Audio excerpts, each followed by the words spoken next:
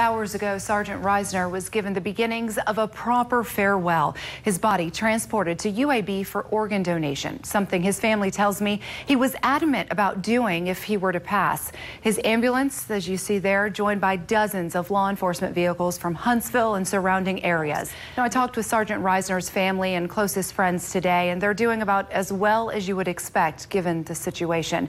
In fact, Lieutenant Max Dotson, the second Sheffield police officer hit in the shootout, offered some words about his friend, a man who was loved by so many. Looking through, we know that there are several schools in the area. Do you know if any of those schools are on lockdown at this hour? We're watching, Dan, just moments ago before we came on air, you could hear them saying they're shooting in Muscle Shoals. You could hear them kind of reacting to what was unfolding. Speechless. It really was a beautiful service. You know, the one thing that's special about the Shoals is when one person hurts out here, everyone hurts. And I think you at home got a really good taste of who Sergeant Nick Reisner was. You know, that smile that we keep seeing with his canine Whiska, that smile is going to never be forgotten. And we were very fortunate enough to have our team coverage along the procession route. Time now 5:03, happening today, one step closer to normal. Alabama's safer apart order set to expire, meaning the end of COVID restrictions here in the state. Alabama's unemployment rate dropped under 4% to end 2020. The state labor department announced the December rate fell a half point to come in at 3.9%. Coming up in the next half hour, we'll take a closer look at some of the other ceremonies that took place back in North Alabama. And also, I'll introduce you to a couple of people, a very special couple who helped make this trip possible for the Colbert County High School Band. For now, reporting live in Hawaii, Marie Waxel, WAAY 31 News. Everyone back home, it is so hard to explain what's happening right now. This is the most amazing experience ever. Don't just look at me. I'm going to have Alex Torres-Perez kind of pan around Kalakaua Avenue, what we saw earlier, busy with cars. We told you people from all walks of life were getting ready to line the streets to welcome these World War II veterans, these bands, these cheerleaders, these choirs from across the country as we celebrate our greatest generation and we remember those lives lost 8 decades ago today. This is really a sign of reconciliation, a sign of compassion, a sign of camaraderie, and it is so patriotic. Really an incredible sight. We caught up with the Colbert County Band just a little bit ago before opening ceremonies, and everyone's emotional, everyone's excited. I have goosebumps. Well, Dan, those letters can be extra special for our older veterans, too. I sat down with a North Alabama World War II veteran to discuss an unexpected box filled with letters of gratitude. I would like to congratulate you most sincerely on reaching the age of 100. You stop and think you don't deserve it, you know. And I wonder why am I getting all this? It's the power of a letter. You know, I'm just a nobody.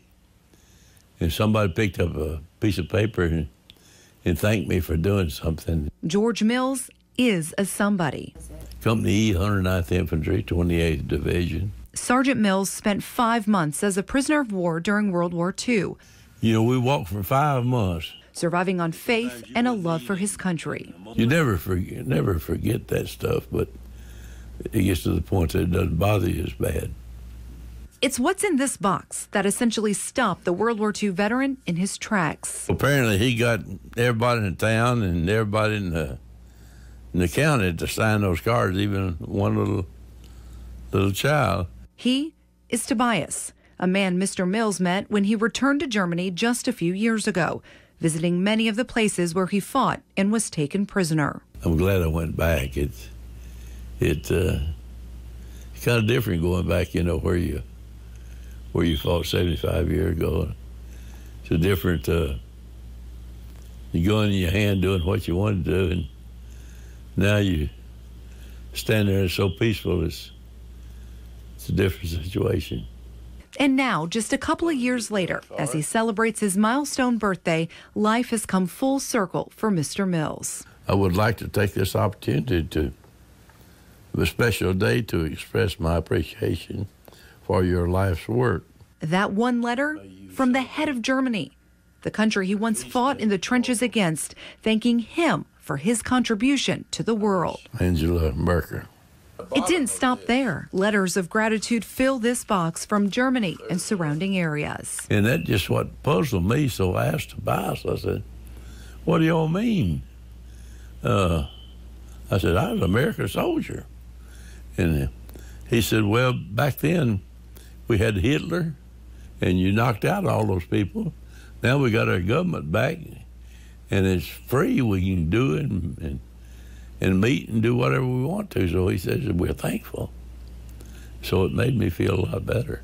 A memorable act for a man who's given so much to so many during his 100 years.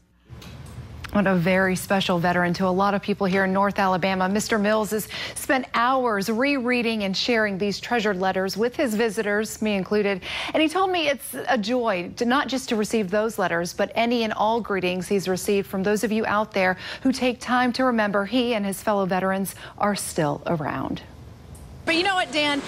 In between the 5 and the 6 o'clock show, there was no rain coming down at all. 3 minutes before we go live, and I guess we just didn't want you guys to feel just wet and soggy alone at home. So here's the rain.